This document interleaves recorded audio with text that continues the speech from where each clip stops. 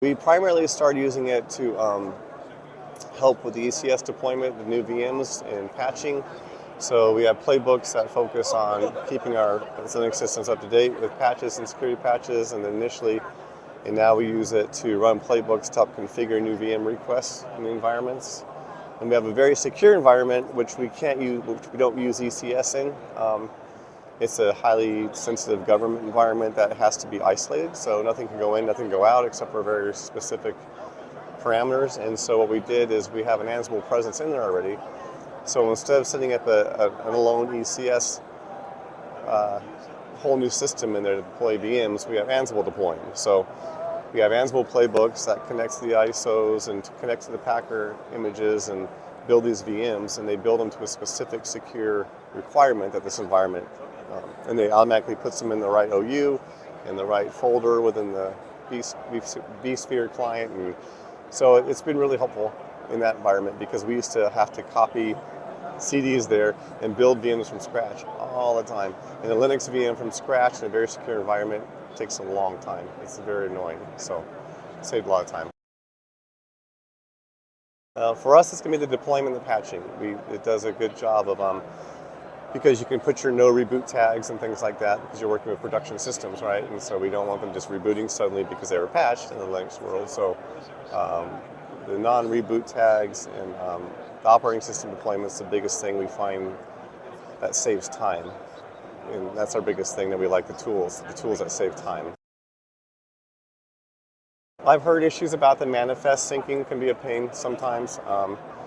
And when you're going from older versions to newer versions, sometimes the manifest can get messed up and you have to start all over again. That can be a pain.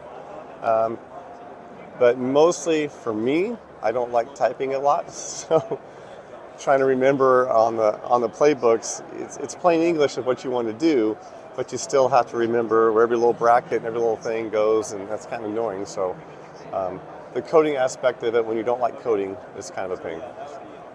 But that's changing. I'll give it 8 because I don't give anything 9 or 10s, but I'll give it an 8 because it's been beneficial to us for sure, and we've enjoyed it. It's saved a lot of tedious stuff that we used to have to do as Linux admins, and that's nice not to have tedious work to do. So it's definitely well suited specifically for patch management and deployment. I haven't used it in any areas outside of that, so I'm not sure. I don't know. I don't know if it'd be good for application stuff. I don't know. That might be a weak point, but I don't know for sure because I haven't used it to do application setups or calls or anything like that. Just patching and deployment. And so that one is kind of a hard one. It's only been positive. And like I said before, it's been positive because it removed tedious tasks. And I think that's probably what it's designed to help do. From what I can tell, is to get rid of the mundane tasks of a systems administrator, the things that you just don't want to waste time doing, so you can actually use your brain for something useful. My colleagues they talked about open source stuff. They tried some kind of deployment tools, like some Windows side ones that they tried to do that said they could work with Linux. I can't remember their names. It's been too long. I'm too old for that, but we always came back to this one primarily because it's enterprise level supported, and it's not just, it's just not open source, like only one person's going to know it because they designed it from the scratch, right? We wanted to stay with something like this and would stay with it over anything else as long as it stays enterprise level support, enterprise level standards, and that's where our company just really has to have right now. So that's how we evaluated a lot of things primarily. We don't even look at them unless they're enterprise level supported. So it's probably well, it's scalable. It handles a lot, and we're growing. So any product that can grow with us is good. We've had issues at our rate of growth because we started out, handling maybe 100. Back when I started, we had maybe a couple hundred Linux systems to deal with.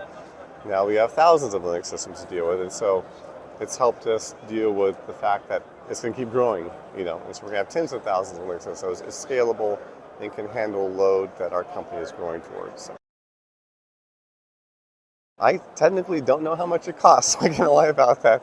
But as frugal as my company is, in the fact that they keep buying it, I would have to say yes then, because they, our owners still actually know, one of the owners still actually knows everything that this company spends to the penny. And if she wants to keep buying it and keep saving IT that money, then that means there must be value. Thus far, yeah. Of what I've seen, yeah. I mean, because they used it to help you. Originally, back in the day, I'm trying to remember, it was pretty much like, get rid of all these little tedious tasks, automation, right? And it's lived up to that because I don't have to do these little dumb things I used to do in Linux VMs. I don't have to ever copy an ISO and try to install a Linux VM and remember all the files to adjust and all the files to. So it's worked for me. It's worked well. It's gotten pretty smoothly. Upgrade has been a little bit rougher, but the original implementation was pretty easy. We're hoping 6.13 goes better. Oh yeah, we would.